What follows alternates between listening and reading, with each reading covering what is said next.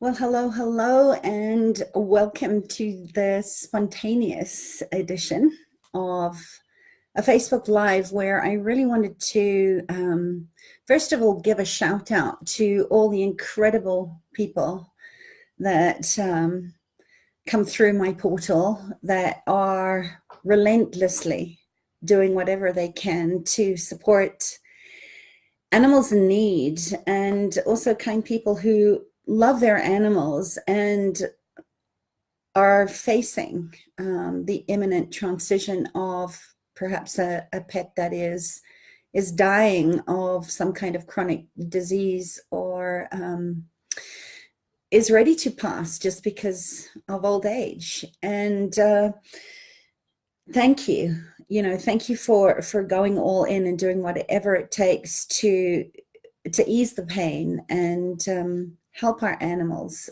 It's not an easy time because we're emotionally invested in our animals' well-being, and nobody likes to see anyone suffer, especially innocent animals. So I've had two cases actually in the last couple of weeks. One, an elderly dog who is really struggling.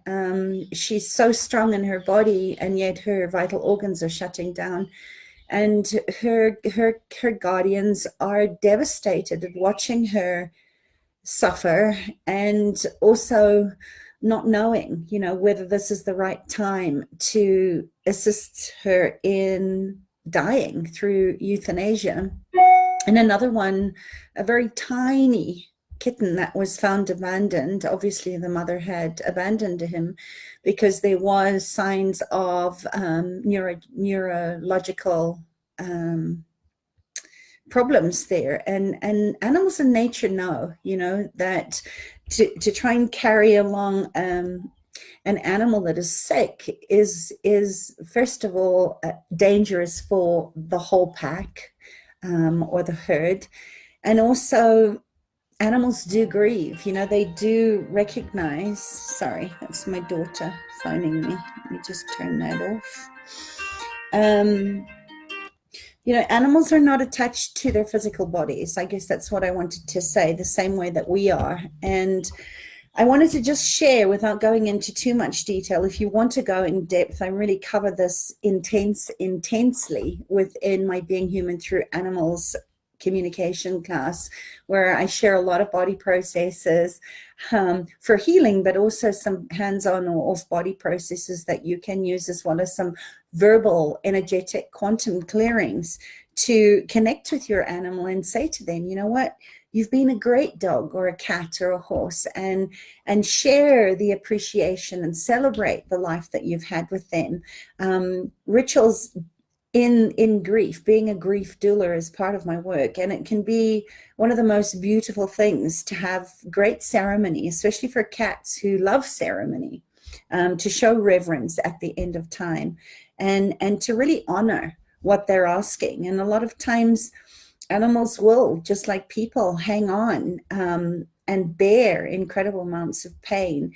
They'll stay longer than they would like to in their bodies because they want us to have resolution with it.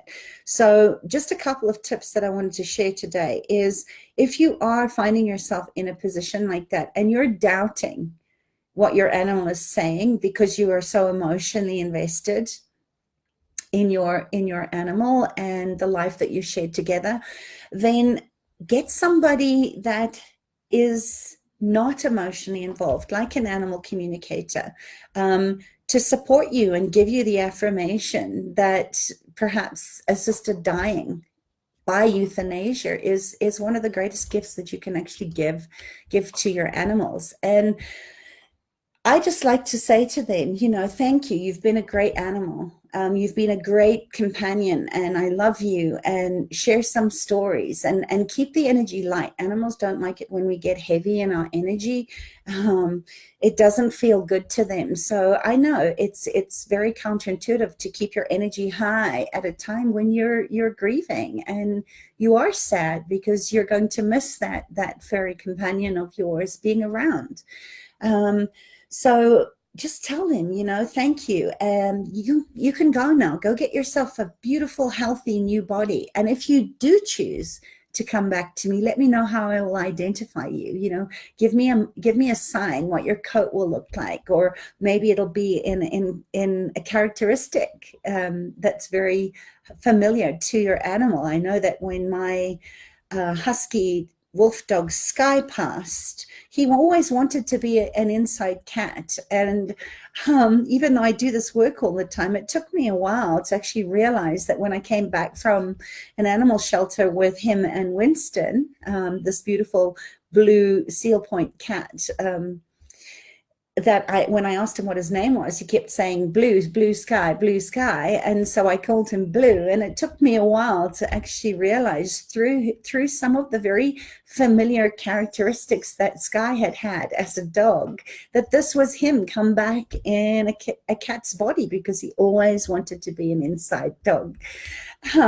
So they will do that. And just like us, they have their own purposes and their own jobs to do in the world with us, and for the evolution of their own species. So honoring their choices is something that is really, really important to do, even though you maybe want them to hold on and you want to keep them with you longer, which oftentimes requires invasive veterinary care, or being put on drips in a hospital bed where there's a huge amount of sick animals around and stress is very, very high. So, it isn't always easy to detach yourself from those emotions. And this is where a third party, like an animal communicator, who can give you their messages and what they want you to know, and right down to how they want to be buried or cremated, or who they want to be around at that time of perhaps assisted euthanasia, can be very, very helpful at just giving you peace of mind. Because I have so many people that feel an incredible amount of guilt that that they're killing their animal. And really, assisted euthanasia can be such a gift at easing the death process. We're all going to die, and that's the one thing that we all have in common on the planet is life and death and rebirth. And the Vedas, which hold the timeless sort of wisdom of India, are even more specific, that when a soul incarnates, in other words, enters the body, the time of death is always predetermined. And understanding that takes a lot of hubris out of the caring for the dying. And it's ultimately not in our hands to extend life. But you can do many things to make that final transition out of their bodies a lot easier. So I want to give you 10 or 11 ways today. And if you'd like, I'll make a little cheat sheet on this that you can keep. But the first thing that you can do is, and every time you're petting your animal, or you're giving it some love, or you're caring for it, you can just ask energetically. I like to say these things out loud, but ask for all the exit stage left processes, all the exit stage left systems to run. And just think about that, like that you're sitting perhaps in a dark theater and you see all those little lit up exit signs marking the doors. What you're doing when you run this process, and of course always clear any expectations or judgments or decisions that you have about what's going on with your animal and the dying process out of the way, from you to them and then to you. Then they get to explore their options and decide whether they're going to choose to stay in their bodies and heal, or they're ready to leave. And I think that choosing that is probably one of the kindest things that you can do. I've worked for years out with rhino orphans and elephant orphans, that just the trauma of losing their mothers to poaching is just too traumatic. And they just choose not to go on. And even in their short lives, there's always a lesson and always a contract. The lady that I spoke to today that cares for ferals, that's caring for this little kitten that has huge neurological problems and just doesn't have the energy in her body to get healthy. She realized, if she's done this work for a long time, that this little kitten gave her the message and the affirmation that her next purpose in life is going to be creating some kind of hospice for senior animals, to be able to have a quality of life and feel love, maybe for the first time in their end of days. So, there's always a beautiful gift, even in death. And we just have to be quiet and still enough to be able to really grieve well, but also to celebrate their life well and receive these beautiful messages that they have for us. And oftentimes we want our animals to just pass peacefully in their sleep. So tell them that they can do that, give them that information. Because oftentimes, as I said, they'll hang on longer than they need to because they feel like you're not going to be okay without them. And one of the things also is, if you want to give your animals a really long, healthy life, is educate yourself to the benefit of supportive natural therapies and natural holistic energy healing modalities like medical gestalt and intuitive animal communications, and be aware of avoiding vaccines. So many times these young kittens and puppies are over vaccinated and their bodies never recover. And it might not show up now, but later on in life, all of the toxins and all of this over vaccination that's caused low immunity for them come out and express themselves as, chronic disease a lot of times. Avoid things like, all these flea collars and all these horrendous toxins that are sold through big pharma through your veterinarians for fleas and heartworm, and that. Avoid them like the plague and look at natural remedies for that. And of course, feed them a species appropriate live diet rather than this horrendous kibble, which, by the way, they found euthanol in. Because nobody thinks about all the animals that are dead, deceased, and dying, the roadkill, and animals that are euthanized in vets that actually end up back in the food chain full of toxins. So, maintenance is always better than cure. So start from the beginning in really setting your animals up for success, and look at other treatments like homeopathy and acupressure, acupuncture, and Reiki or body talk, or processes that like I offer in my services. And just get your animals off any kind of drugs. Remember too that animals need to be in their bodies in order to find the energy, that essential life force energy that comes off the kidneys, in order to pass. And if you, like them, have been in pain for a long time, we're normally out of our bodies. So it's about connecting back into the vital life force energy, and I have a process for that I teach as well inside of my animal communication program. If you're interested in that, go across to sarahjanefarrell.com and you'll find the information. And because I'm speaking about this, and death has been coming up a lot for many of my private clients, when you go there, you will see inside of that master class program, I've unlocked 2 of the trainings on grief, death, and the dying process, as well as a PDF there for you to download. So take advantage of that before I lock it up again. And just remember too, euthanasia, as I said, is a blessing. When an animal's body may be still their hearts might still be very, very strong, even though a lot of their other organs are shutting down.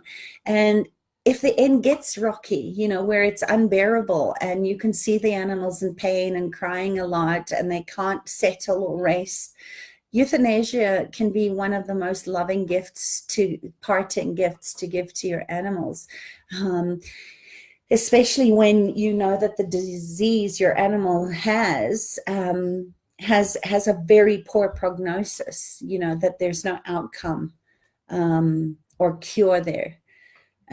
Cancer is probably one of the main ones, and even if it's been held in check by treatments for a while, generally, the cancer is going to take over their bodies, and you're going to know. Misha, my other husky, her lungs were filled with cancer, and it metastasized into her liver. And her organs were shutting down, and I could see with the panting and that it was just time, and if you ask your animals, they will let you know, oftentimes in advance, so that you can make preparations and say your goodbyes and let them say their goodbyes to your other pack members. So it can be a great gift, as I said. And where euthanasia takes place does matter. A lot of my animals don't want to be euthanized at the vet. So find a vet that's willing to come to your home, so that the animal can pass surrounded by his loved ones and the familiar smells and the sights of what's been his home and his loving family, whether they're animals and humans. And it also gives the surviving animals in the pack a chance to say their goodbyes and rearrange the matrix, because everything starts to shift, and this is where matrix work can be really, really very, very helpful in settling that down after death as well. And just know, that there is a lot of homeopathics that are available to just make the process a lot more calm and peaceful. I love Rescue Remedy, and I love CBD oil as two go-tos for any animal that's in pain, especially near death. And another homeopathic is called Arsenicum album. And it's probably one of the best homeopathics to just let the bodies not be stressed, so that it can ease tension and any kind of fear that comes up during or nearing that transition from life to death.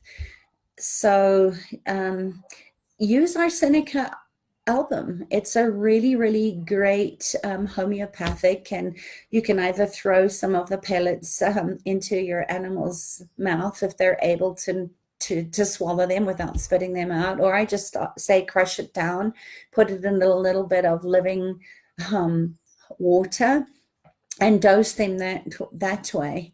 And you can stretch your remedy into a couple of doses to make dosing easier, instead of dumping all of those granules or that powder right into your animal's mouth. And this is a really great way to support your animals to just be peaceful and calm. And of course, my trust process is a wonderful place to really create that sense of peace and calm, especially if they're restless and wailing and crying. It'll calm them down right away. So if you're looking to learn the trust process, it can be it's a wonderful foundation before you start any kind of communication or any kind of healing anyway. But it can be really, really helpful during death and the dying process. So lots of ways and lots of things that you can do to really get yourself into a space of being able to hold that container for your animals to pass peacefully during their sleep. And if you are going through that, my thoughts go out to you. I'm here for you. Please send your prayers to my client and her little kitten that is in this space, and my other client whose dog is getting really close to the end now, but still in her body, regardless of the many health challenges. Her guardians are doing a great job in keeping her comfortable at this difficult time. And of course, also, you know, death takes a toll on all of us. And I think it's important to allow yourself to have the space to grieve well. You know, you don't have to put on a brave face. Our animals feel us energetically anyway. So being able to express your concerns and lie next to them and have that conversation or journal about this can be very cathartic as well, in this whole death and dying process.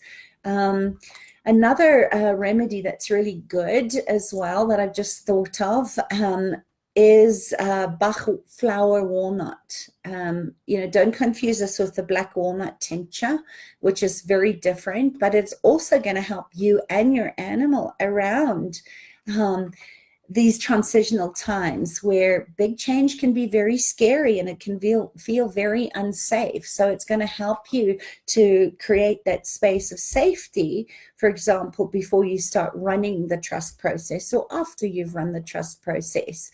And of course, always, you know, create ceremony, see what they want, and give yourself that time, you know, in the grieving process to make arrangements in advance of does your animal want to be buried under his favorite shrub in your garden, or if you're cremating, where do you want to put the ashes of your loved one, you know, under a special tree or with a their special blanket or toy that they perhaps loved, and grow something beautiful in honoring of their life that you can go visit and create that connection even though their spirit is not there. Sometimes it's lovely to have a physical stake that you can visit, just like we would visit a loved one in a graveyard. So just remember that there's plenty of options, and death, even though it's an incredibly emotional time,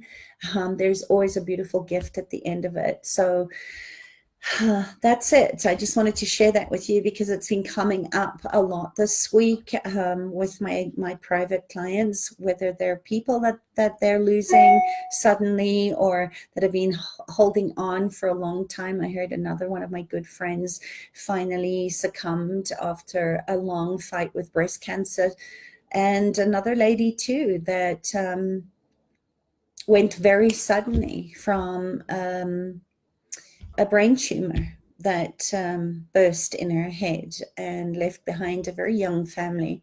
So there's a lot of that going on. It's part of nature. And I think allowing the space to grieve, holding space for forgiveness and grace is really, really important too, because a lot of times we have survivor's guilt, especially if we're actively engaged in that choice of assisted death and dying in the process. And it can be messy, you know, so allow yourself to feel it, and give yourself as much time as you need to sit in the waiting room and grieve. All right. I think that's it. If you have any questions or comments, if you want any other questions that you'd like me to answer around this topic, let me know, and I'll be happy to address them. All right. Lots of love. Bye.